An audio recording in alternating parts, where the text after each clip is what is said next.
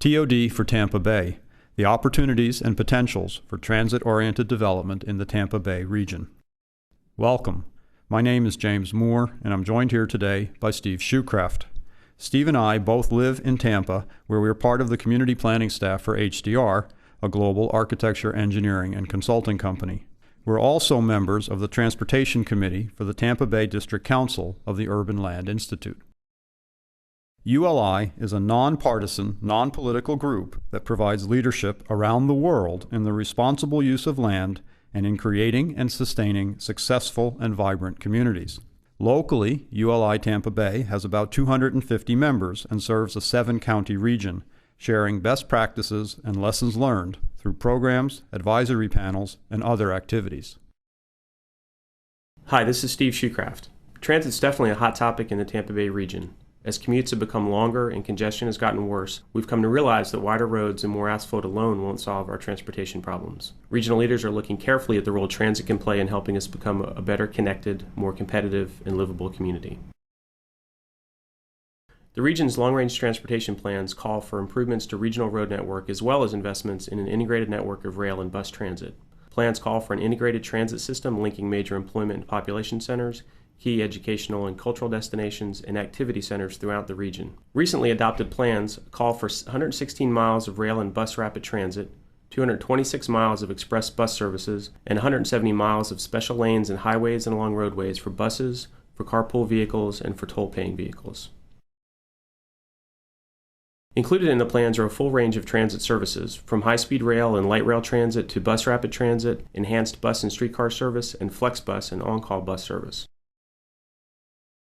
High-speed rail has gotten a lot of attention in the press. Significant investment has been committed to the project, final design and engineering is underway, and service is projected to start by 2016. Once complete, high-speed trips will run from Tampa to Orlando and ultimately from Orlando to Miami. Plans call for light rail transit or LRT to serve as a backbone of the regional transit system.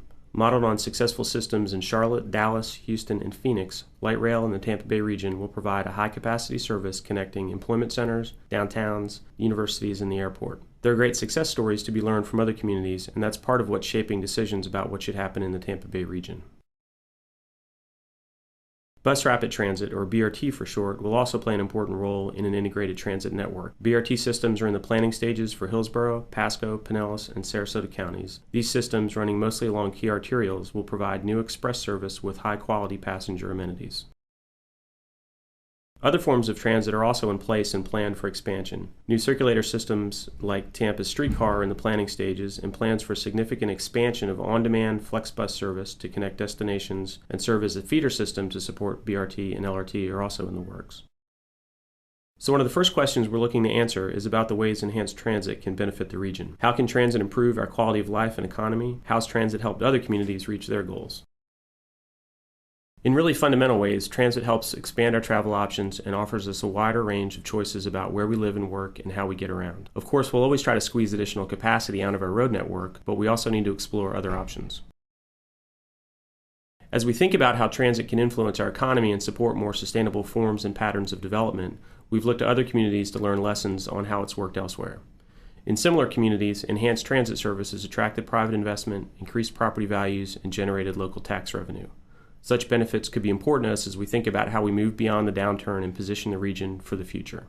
We've learned a lot from other communities about how transit has sparked investment and attracted new dollars to a region. For example, businesses located near the DART light rail system in Dallas experienced more than a 30% jump in retail sales in just 1 year of transit service. In Phoenix, $5.9 billion in private development and $1.5 billion in public development has been generated along their new light rail line since 2001. Transit service has also been a powerful tool to focus development in the right places and relieve pressure on existing neighborhoods, open spaces, and natural areas. And this is what we're here to talk about how transit can be used as a tool to transform regional patterns of growth and development, strengthen communities, and expand opportunity. So, what in fact is a TOD? What are the characteristics of transit-oriented development, and how might this development pattern impact the Tampa Bay region? A primary characteristic of successful transit-oriented developments is that they are compact, with buildings and uses located close to the transit station.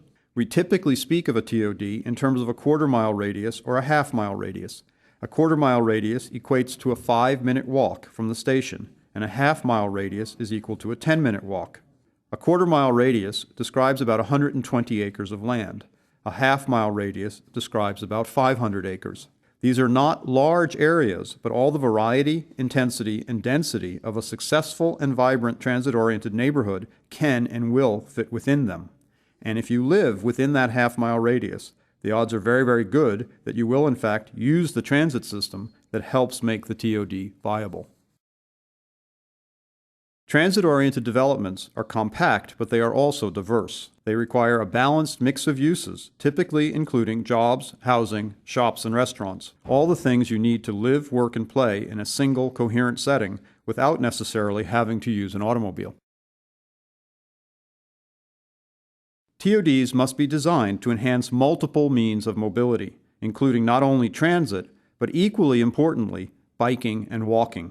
Every transit trip starts as a pedestrian trip or a bike trip, and every transit trip ends as a pedestrian trip or a bike trip. To facilitate these activities, TODs require safe, well-designed streets that are optimized for cyclists and pedestrians, as well as vehicles. A great deal of diverse activity takes place on the streets of a TOD. They must be deliberately designed as pleasant, comfortable, safe, and interesting places.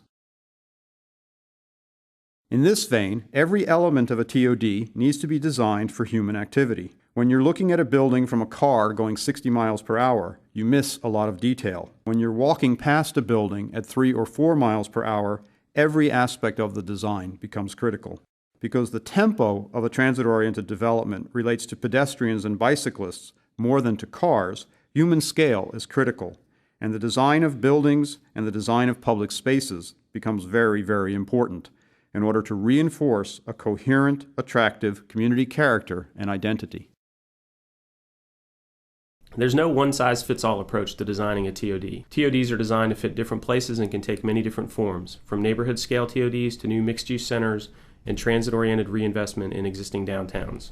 When we think about what transit-oriented development can mean in our region, we think about the process that's used to define what a TOD is and how different communities will decide what's best for their future. Each community will decide what sort of TOD is appropriate and provide the tools to deliver projects that fit their community visions and goals. TODs can be thought of as falling into 4 basic types, from the least intense neighborhood TOD to the most intense type found in downtown locations. Neighborhood TODs are designed to serve as neighborhood centers with 2 to 3 story buildings, low to moderate density housing, and a modest mix of uses. If we think locally about places like West Park Village, neighborhoods in East and West Tampa, 4th Street in St. Petersburg, these are the kinds of places we think about as being neighborhood TODs. Community scale TODs are designed to serve a broader set of community needs. These are places with a mix of shopping, offices, and moderate density housing in low to mid-rise buildings. When we think about community TODs, we think about the scale of places like Dunedin's Main Street, South Howard Avenue in Tampa, and Hyde Park Village. Regional scale TODs are places with a higher intensity of uses, mid to high-rise buildings, and concentrations of jobs, shopping, entertainment, and housing. These are places like the Channel District in Tampa and the West Shore and Gateway districts on either side of the Howard Franklin Bridge. Think about places with an urban character, high-intensity uses, and pedestrian-friendly streets and public spaces. Downtown TODs are the highest intensity form of transit-oriented development. These are places with the highest concentration and intensity of jobs, housing, shopping, and cultural uses. In our region, we're talking about transit-oriented development that strengthens and supports traditional downtowns, like downtown Tampa, St. Petersburg, Clearwater, Bradenton, and Sarasota. So, are transit and transit-oriented development good for the Tampa Bay region? Can TOD help communities be more livable, more prosperous, and more sustainable? The answer to all of these questions is yes, for multiple reasons. One of the most important features of a regional system of transit and transit-oriented development is that it actually enables us to conserve resources, particularly undeveloped open space, and still accommodate significant growth. Over the past several years, thousands of people have been involved in the One Bay process, looking to create a consensus vision for the future of the Tampa Bay area. That vision is built around a regional system of linked, higher density, mixed-use nodes interspersed with significant preserved open space, including sensitive environmental lands, agricultural lands, and habitat. The only way we can achieve this vision, a vision that derives from years of community consensus building, is through a regional transit system supporting transit-oriented development. Transit-oriented development also serves markets that are currently underrepresented in the Bay Area. A number of recent surveys and studies have shown that over the next 20 years, at least a quarter of all households will be looking to live in some form of transit-oriented development. TOD creates these desirable, mixed-use urban environments with a wide variety of housing types that appeal to many key demographics: young singles, young couples, empty nesters, seniors, and even families that are looking for a more urban lifestyle. These are markets that are not effectively addressed in the Bay Area's current auto-dominated patterns of growth and development. Transit-oriented development also helps cut costs. The average family in an auto-oriented pattern of development spends approximately 19% of its household budget on transportation. Households with easy access to regional transit spend less than 10%. That difference can be substantial for many households within the Bay Area, which already has some of the highest transportation costs of any metro region in the country. Families with good access to transit will have more choices for how to spend their money. The less they have to spend on transportation, the more they have available for housing, for education, for discretionary spending, and for savings. Transit-oriented development also expands options. A regional system of TODs provides places for people who are looking for a more active lifestyle and less dependence on their cars. TODs are energy efficient, use up less land per capita, reduce greenhouse gas emissions, and the overall demand for fossil fuel.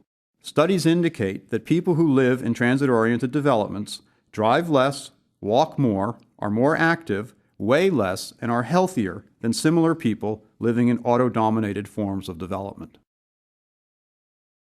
Perhaps the most important feature of transit and a regional system of TODs is that they help focus future growth and development.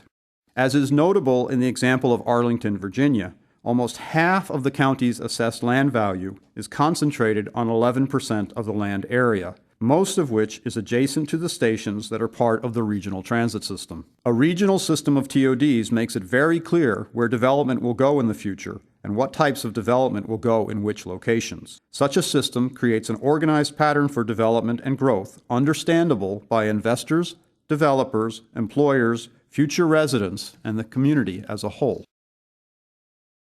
So, are transit and transit-oriented development good for the region? Can TOD help communities be more livable, prosperous, and sustainable? The answer to all of these questions is yes. With careful planning, committed leadership, and a little patience, transit and transit-oriented development can help the Tampa Bay region thrive into the future.